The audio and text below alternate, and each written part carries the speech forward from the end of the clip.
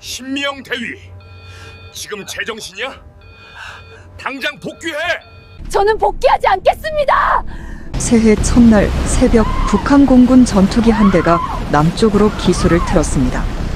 뒤에서는 미사일 경보음이 끊임없이 울려 퍼졌고 그녀가 내린 결단은 북한 공군 역사를 뒤흔들었습니다.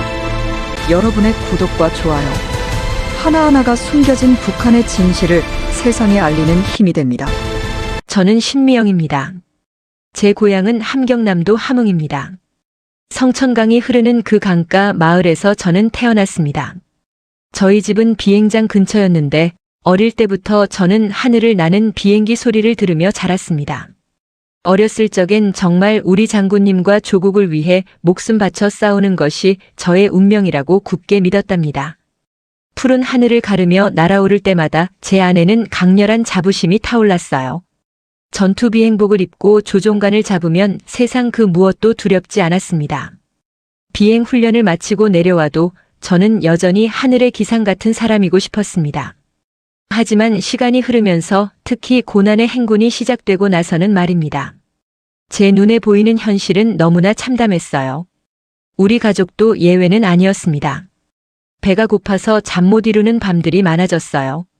어머니와 어린 동생들은 점점 말라갔고 그들의 뼈만 남은 얼굴을 볼 때마다 제 마음은 갈갈이 찢어지는 것 같았습니다. 제가 입고 있는 비행복이 너무도 사치스럽게 느껴질 정도였습니다. 그러다 아버지가 그만 정치범으로 몰려 어디론가 끌려가셨답니다. 아시겠습니까? 그날부터 우리 집은 그야말로 지옥이었어요. 아버지가 잡혀간 이유를 아무도 제대로 알려주지 않았습니다. 그저 반동분자라는 낙인만이 남았을 뿐이지요. 그 후부터는 모든 것이 달라졌습니다. 이웃들은 우리를 멀리했고 감시의 눈길은 더욱 매서워졌어요. 창문 밖으로 조금만 소리가 나도 가슴이 철렁 내려앉았지요. 비행장으로 출근하는 길 흙먼지 날리는 거리에서 힘없이 쓰러져 있는 사람들을 볼 때마다 저는 고개를 돌릴 수밖에 없었습니다. 저를 보는 이들의 공허한 눈빛 속에서 저는 더 이상 조국을 지키는 영웅이 아니었습니다. 그저 배고픔에 허덕이는 또 한 명의 주민일 뿐이었지요. 하늘을 나는 동안에도 제 마음속엔 늘 두 가지 생각이 싸우고 있었답니다. 조국을 위한 굳건한 충성심과 가족을 지켜야 한다는 절박함이요. 그 모순된 감정들이 저를 매일 밤 잠 못 들게 만들었습니다. 그 억압된 하늘 아래서도 저는 저 자신을 잃지 않으려 발버둥 쳤어요. 이 모든 고통과 비극을 똑똑히 기억해야 한다고 말입니다. 제 눈빛에 서린 강인함은 어쩌면 그런 다짐 때문이었을지도 모르겠습니다. 비행기가 비상 착륙하고 나서 정신을 차리기까지 한참 걸렸어요. 머리가 띵하고 온몸이 쑤시는 통증에 눈을 뜨니 흙먼지가 자욱하게 날리는 벌판이었습니다. 여기가 어딘지는 모르겠지만 활주로라고 하기엔 너무나 거칠고 비포장된 땅이었어요. 비행기가 멈춘 곳에서 조금 떨어진 곳에 나무 몇 그루가 서 있었고 멀리 희미하게 산등성이가 보이더군요.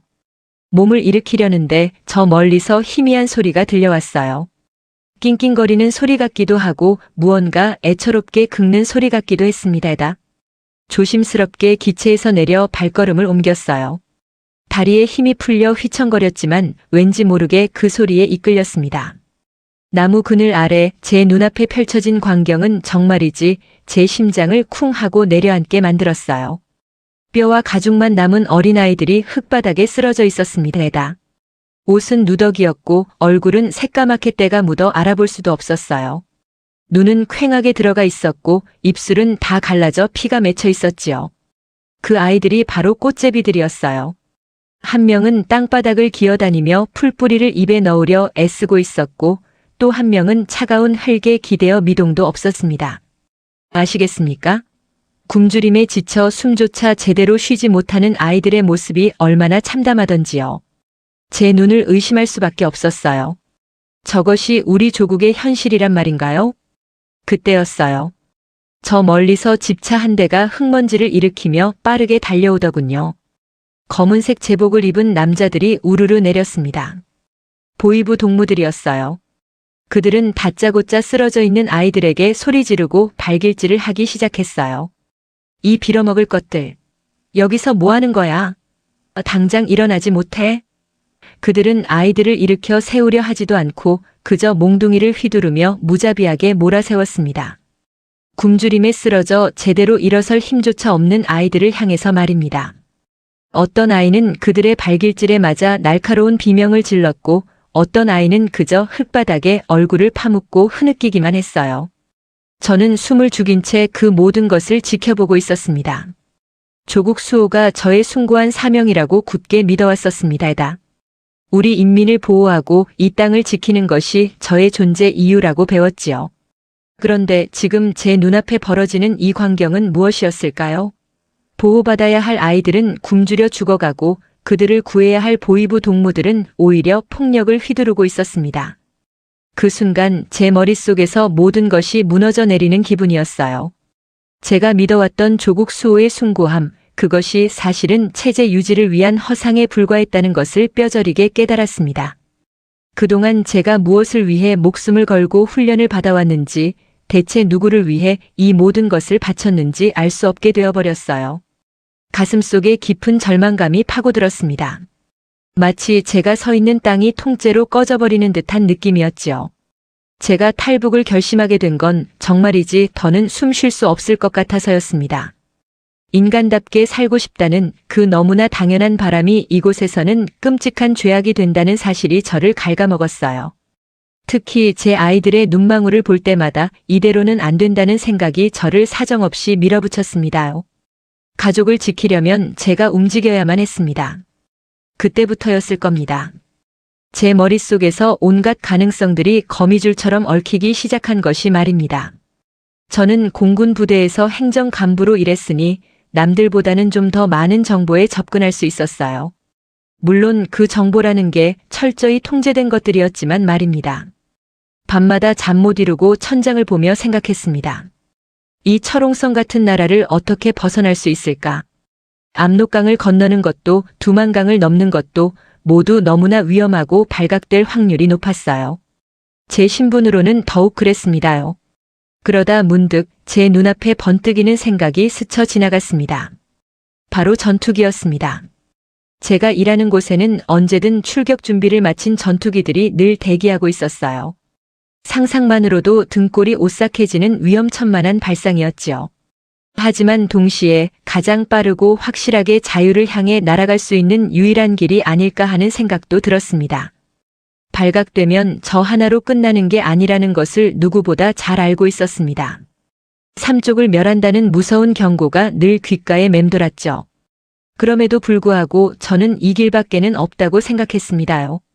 그때부터 저는 치밀하게 계획을 세우기 시작했습니다. 제가 맡았던 자료 정리 업무를 핑계 삼아 비행 교범과 항로 지도들을 다시 살피기 시작했어요. 물론 티나지 않게 아주 자연스럽게 말입니다. 밤늦게까지 사무실에 남아 자료를 정리하는 척하면서 비행기 조종에 대한 기본적인 지식들을 머릿속에 담았습니다. 전투기라는 게 워낙 복잡하지 않습니까?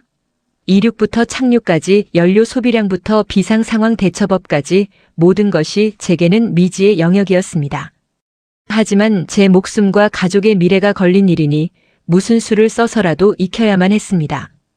매일 밤 저는 조종석에 앉아 계기판을 조작하는 제 모습을 상상했습니다. 가슴은 터질 듯 뛰었지만 겉으로는 아무렇지 않은 척 평소와 다름없이 행동하려고 애썼습니다. 동료들이나 상급자들이 저를 조금이라도 의심하면 모든 게 끝장이니까요. 손에 땀을 쥐면서도 저는 펜으로 비행 경로를 수없이 그려보았습니다. 어떤 항로가 가장 안전하고 어디에서 감시망을 피할 수 있을지 바람의 방향이나 기상 조건까지도 고려해야 했습니다. 제 머릿속에는 오직 한 가지 생각뿐이었습니다. 살아야 한다. 자유를 찾아야 한다. 이 결심이 저를 움직이는 유일한 원동력이었습니다. 이 모든 것이 마치 제가 꿈꾸는 것처럼 느껴지기도 했지만 저는 알았습니다. 이것은 피할 수 없는 현실이고 저는 이 현실 속에서 제 목숨을 건 도전을 해야 한다는 것을요. 이제 저는 결단의 순간을 향해 한 발 한 발 내딛고 있었습니다. 그날이 오고야 말았지 뭡니까? 제 두 손으로 조종관을 잡고 낡은 비행기를 몰아 활주로를 박차고 오르는 순간은 정말이지 숨조차 제대로 쉴 수가 없었답니다. 미국이 엔진의 굉음이 고막을 때렸지만 제 심장이 울리는 소리만 한참 더 크게 들렸어요. 기름때 묻은 계기판 위로 희미하게 불빛이 깜빡이는 걸 보니 이 비행기가 제발 버텨주기만을 바랄 뿐이었지요. 우리는 원래 동해 쪽으로 정찰 비행을 하는 임무를 받았어요. 늘 그랬듯이 정해진 항로를 따라 몇 시간이고 빙빙 돌다가 돌아오는 따분한 비행 말입니다. 하지만 그날은 달랐죠. 저는 처음부터 다른 길을 가기로 마음먹었으니까요. 동무들은 아무것도 모른 채 그저 미영 동무가 오늘도 임무를 수행하는구나 생각했을 겁니다. 제 입술은 바싹 마르고 손바닥에서는 땀이 흥건했어요. 이젠 정말 돌이킬 수 없는 길을 가는 거구나. 정신이 아득해지는 기분이었지요. 북쪽으로 한참 날아가던 비행기가 서서히 기수를 서쪽으로 돌리기 시작했습니다. 저 멀리 흐릿하게나마 두만강 줄기가 보이는 듯 했달까요? 온몸에 피가 역류하는 것 같은 짜릿함과 동시에 가슴속 깊은 곳에서부터 알 수 없는 두려움이 밀려왔습니다. 발각되면 끝장이다. 가족들은 어떻게 될까? 이런 생각들이 머릿속을 스치더군요. 하지만 이미 늦었지요.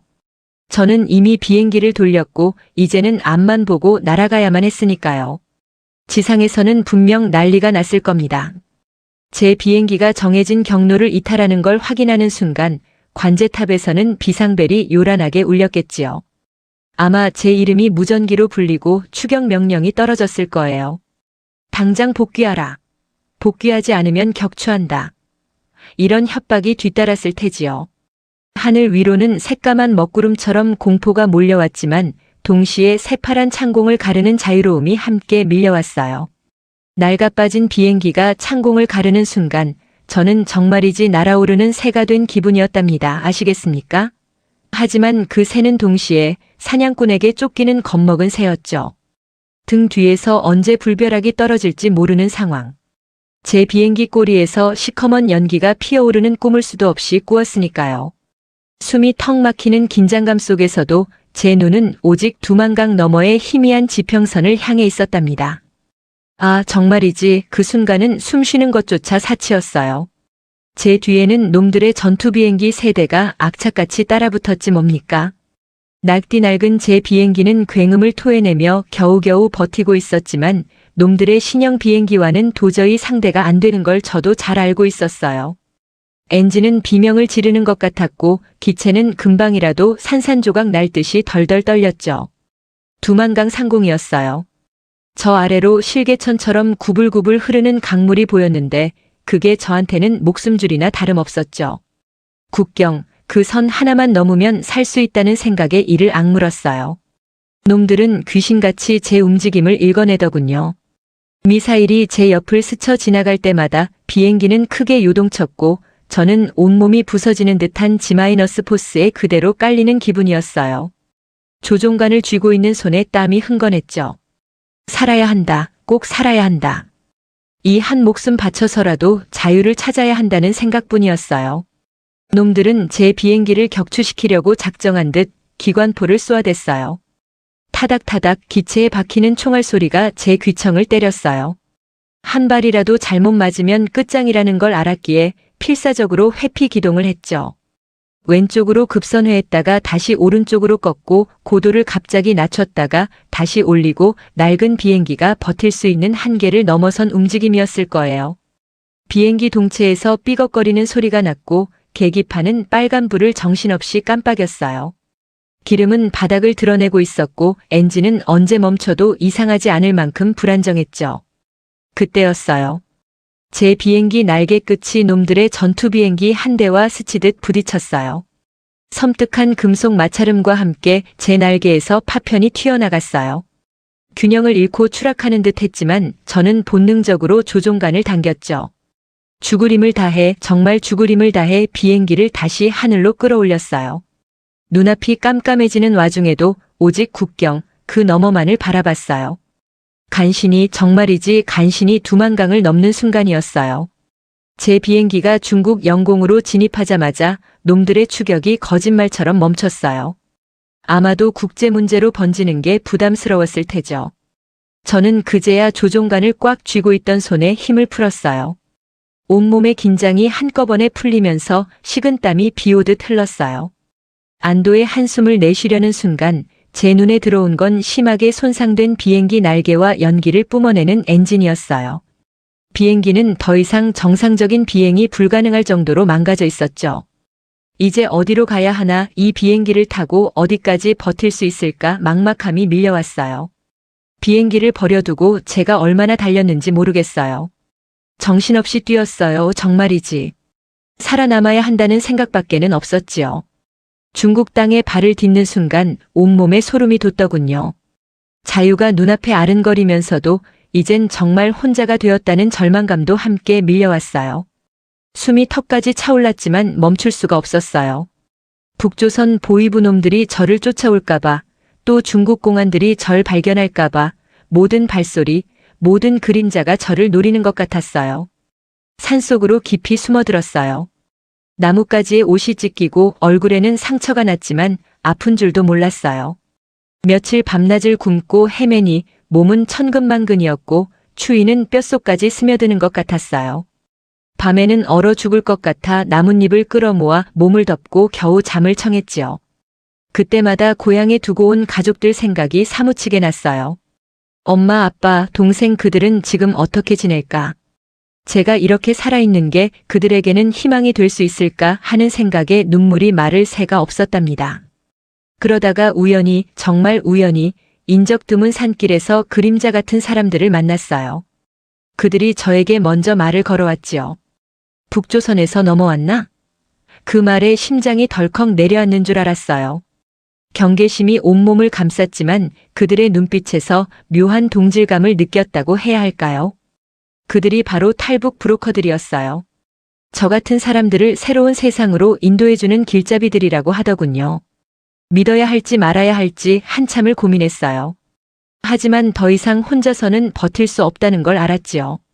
굶주림과 추위는 저의 판단력을 흐리게 했고 살고 싶다는 간절함이 두려움을 압도했어요.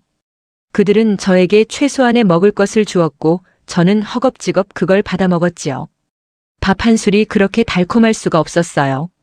그때부터 저는 그들의 안내를 받으며 움직이기 시작했어요. 낮에는 숨죽이며 지내고 밤에만 움직였어요. 산을 넘고 강을 건너고 좁은 골목길을 이리저리 헤집고 다녔지요. 모든 순간이 살얼음판을 걷는 것 같았어요. 길가에 보이는 중국 사람들의 모습도 낯설고 두려웠어요. 저 사람들이 나를 신고할까봐, 혹시라도 나를 수상하게 여길까봐 눈도 제대로 마주치지 못했답니다. 숨소리마저 조심하며 걸었어요. 제가 발각되면 모든 게 끝이라는 걸 너무나 잘 알고 있었으니까요. 브로커들은 여러 명이었는데 각자 맡은 구역이 있는 것 같았어요. 한 사람과 헤어지면 또 다른 사람이 나타나 저를 인도했지요. 그들의 목적은 돈이었겠지만 저에게는 생명줄이나 다름없었답니다. 아시겠어요? 제가 겪은 공포와 불안은 말로 다 표현할 수 없어요. 매 순간이 저를 벼랑 끝으로 내모는 것 같았지요. 하지만 저는 포기할 수 없었어요. 고향에 두고 온 가족들을 위해서라도 반드시 살아남아야 한다고 스스로를 다독였어요. 그렇게 낯선 땅 중국에서 저는 그림자처럼 숨어 지내는 도피 생활을 시작했어요. 언제쯤 이 지옥 같은 시간이 끝날지, 앞으로 제가 어디로 가게 될지 아무것도 알 수 없었지만 그래도 한 가지는 분명했어요. 저는 죽지 않고 살아남을 거라는 것. 그리고 언젠가 반드시 자유를 찾을 거라는 것. 그걸 믿으면서 버텼어요. 중국 땅에 발을 디뎠다고 해서 바로 자유가 찾아오는 건 아니더라고요. 아시겠습니까? 오히려 더 깊은 어둠 속으로 들어가는 기분이었어요. 낮에는 사람들이 북적이는 시장 골목이나 공장 구석에 숨어 지내고 밤에는 차가운 시멘트 바닥이나 허름한 창고에서 웅크리고 잠들었지요. 먹을 것이 없어 며칠을 굶기도 일쑤였고 배고픔보다 더 무서운 건 언제 잡힐지 모른다는 불안감이었어요. 발소리 하나에도 심장이 덜컥 내려앉았고 낯선 사람의 눈빛만 마주쳐도 온몸에 피가 얼어붙는 것 같았어요.